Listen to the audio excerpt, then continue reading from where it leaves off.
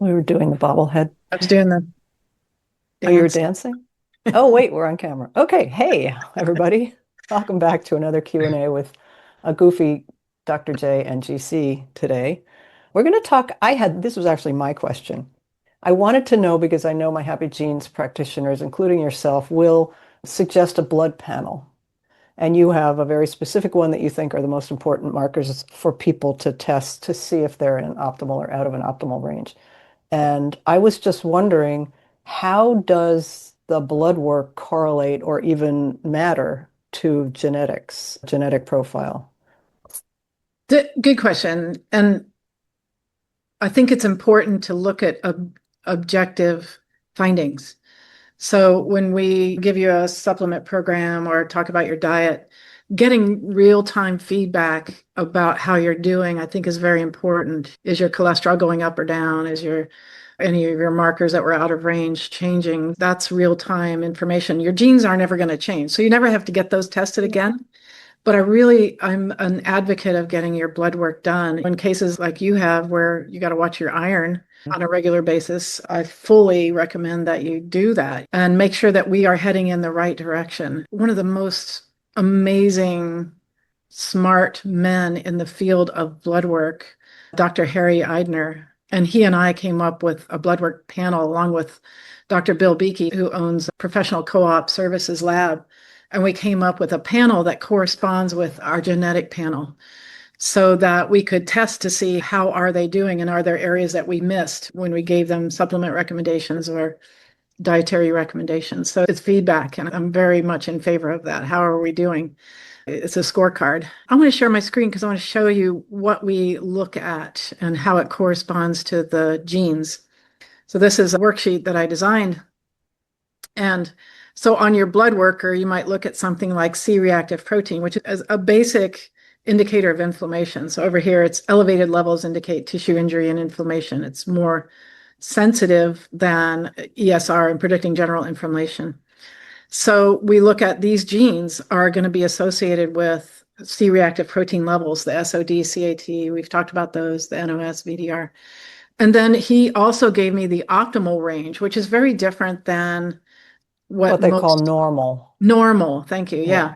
They took an average of most people, and this is what they consider normal. But this in the functional medicine world, we look at to be in optimal health, we want them in this range. And so he gave me that information before he died. He died last year.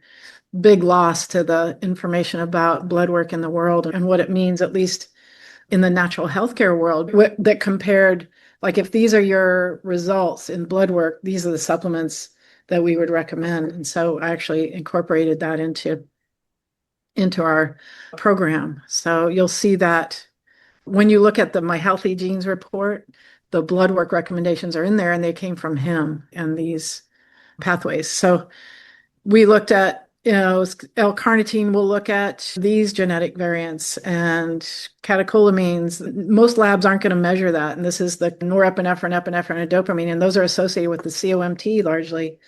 So we test things that most people aren't going to look at, but they really corresponded to our genes and how they're working. So it gives us very good feedback about what's happening there. One of the interesting ones too are whole blood histamine determination, and hardly anybody tests for that. It's a little bit of a specialized test, but it gives us very good information about methylation. And it's a critical pathway. So whole blood histamine, if it's elevated, means you're undermethylated. You're not methylating correctly. Or if it's too low, then you're overmethylating. And so that's a really important feedback. But whole blood histamine is the best indicator for methylation. That's given us some really good information. Just when we think, okay, we have methylation started up enough, we get their whole blood histamine back and it's high, we know that we have to push it a little bit harder and support them a little bit more. Homocysteine also, that isn't always tested by regular blood work. LDLs, we do all the basic stuff too. Then the thyroid panel, we do the CBCs, vitamin D, which we talk about a lot as a critical. Again, VDR is there, but also some other genetic variants that can affect it. And our range, I think optimal range for the allopathic world is 30, above 30 to 30. 50. Yeah. And I'm like, way too low. That's way too low. And in the Yeah. natural healthcare world, we like to see it above 60 because that's when you see the best response, anti-cancer, and immune system function, bone health. All of those things are so much better optimized at above 60. So that's how we look at blood work. There was even, I was reading something when I did research for you for a vitamin D article, I think it was, that people that were tested for vitamin D levels during COVID that actually had COVID and ended up in a hospital had better outcomes than Yeah. people with below what we call optimal ranges. Yeah, very much. I found that to be a critical gene. That and the nitric oxide, those were the two areas that we Yeah. saw had a very real effect on their how they handled COVID and came out of it. Important. Very important. So that's great. I'm glad to know that because I don't think I've ever, until I met you and you said, here's a thing, go get your blood tested. I don't think I've ever thought about genes, aside from our blood type, is genetic, right? Yeah. That much I figured out, but good to know all this. But of course, this is a sheet. What you just showed is a sheet for practitioners to use. We're not necessarily saying that people would get this and take it home and look at their blood reports and do things, right? Yeah. It's not available to the general public, is what I'm saying. Yeah, I don't really mind sharing it. It doesn't give recommendations on it, but it just gives you information. So if you're interested in it, you can certainly contact info at My Happy Genes, and we'd be glad to share that with you Okay, good. because it gives you your optimal ranges. And I'm very passionate about people taking charge of their own health. If you get blood work done by your doctor, you can order some of those things. Say, hey, do my whole blood histamine or do my vitamin D levels or do my homocysteine and start to learn more about your own body and take ownership and agency of your own health. I think that's an important concept. I think next time I'll ask for the whole body histamine again because I had it done with you probably over 2 years ago, and now my whole world has changed in terms of histamine response to everything. Yeah. So it'd be interesting to see how it Yeah, shows up. can I tell your story a little Sure. bit on Yeah. that? So we did so GC massive allergies. She's always struggled with it. And then we put her on some methylation, but we put her on a liquid that she could titrate herself till because if you overmethylate, it's not pretty and it's not I fun. was doing that. Remember during the summer, I Yeah, wrote, called you one day and I'm like, why do I have headaches all the time? I feel right. terrible. And you're like, how many drops are you using? I don't know, 15.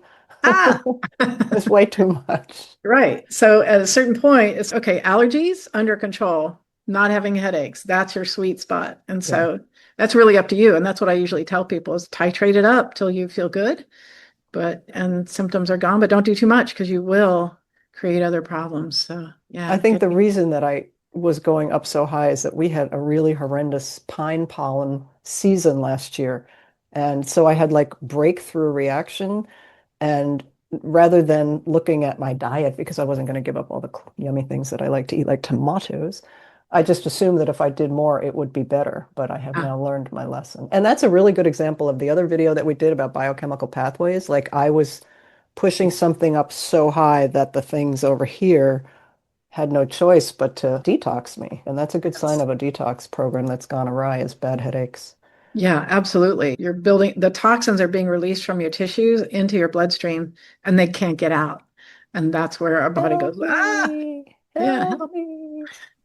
Sorry. And yeah, it doesn't feel good. I did it to myself. Initially, that's where we started with the MTHFR. Okay, here you have an MTHFR. Let's give you methylfolate. And people were like, yay, at first.